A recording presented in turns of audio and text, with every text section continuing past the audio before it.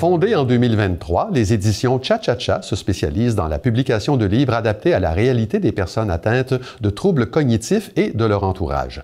L'entreprise est toute jeune, mais sa fondatrice, Marie-Pierre Vaudry, connaît bien cette réalité puisqu'elle est elle-même proche aidante pour sa mère atteinte de la maladie d'Alzheimer depuis 2009. Madame Vaudry, bonsoir.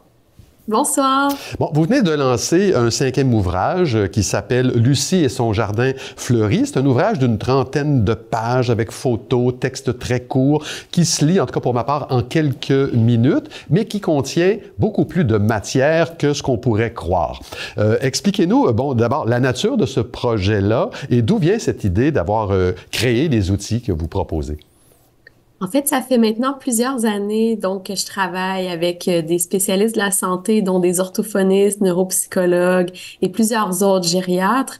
Et entre autres, les orthophonistes m'ont manifesté depuis plusieurs années l'intérêt et l'importance de développer des ouvrages aussi de lecture pour accompagner les personnes atteintes d'un trouble neurocognitif tel que l'Alzheimer.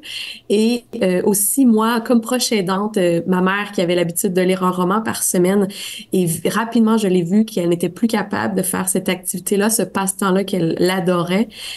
Donc, en fait, j'ai essayé moi-même de trouver des livres adaptés pour elle de lecture, mais malheureusement, c'était que des livres pour enfants que je trouvais, donc des courts textes avec une image. Et donc, cette année, enfin, j'ai pu réaliser ce souhait-là de développer une gamme de livres de lecture pour les personnes atteintes d'Alzheimer. Donc, ça veut dire des livres qui vont être encore capables de lire avec des histoires simples, avec un personnage. Le récit n'est pas complexe.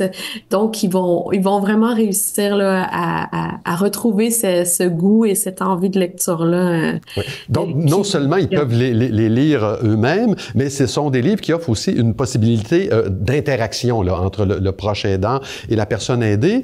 Comment ça s'articule, cette interaction-là, et quels sont les bienfaits que l'un et l'autre peut retirer de l'exercice?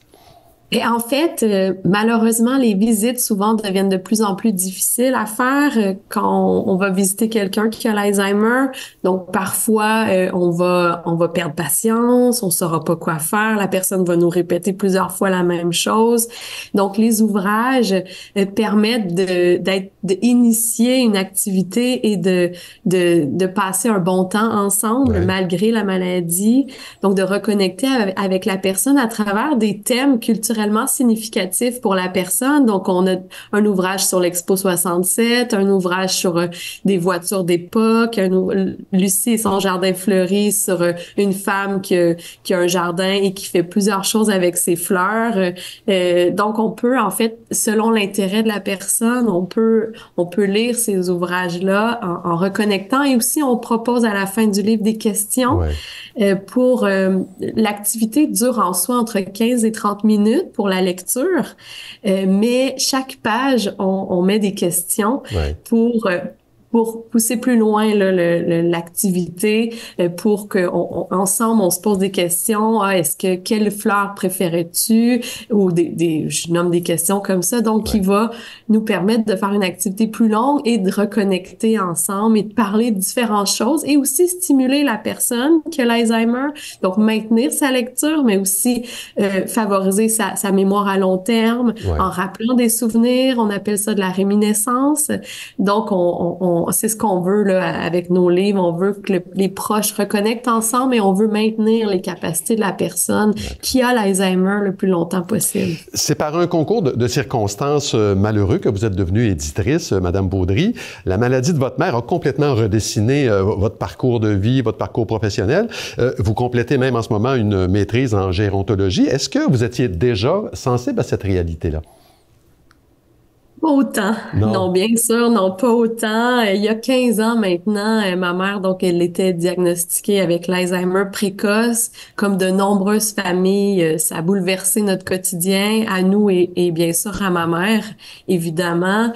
Et c'est là que je me suis mise à chercher davantage sur le sujet, à parler avec les sociétés d'Alzheimer, à parler avec différents chercheurs pour voir qu'est-ce qui se fait sur le marché pour la distraire, parce que je la voyais tourner en rond dans la maison. Et c'est vraiment nous, comme proches aidants, on se sent vraiment impuissant de pas pouvoir l'accompagner parfois et ne pas savoir comment distraire la personne qu'on accompagne. Et c'est vraiment là que je me suis rendu compte, oh, il y a un manque, il y a quelque chose, il n'y a pas de produit disponible. Donc, c'est à ce moment-là que j'ai développé là, les premiers ouvrages Anti-rides pour les neurones, des recueils d'activités, là, il y a maintenant 9 ans, je crois. Écoutez, Oui. en terminant, écoutez, c'est formidable. J'invite les gens à se rendre sur votre site web pour en apprendre un peu plus sur votre histoire et aussi découvrir les produits que vous offrez. Marie-Pierre Vaudry, merci beaucoup pour ces quelques minutes. Merci.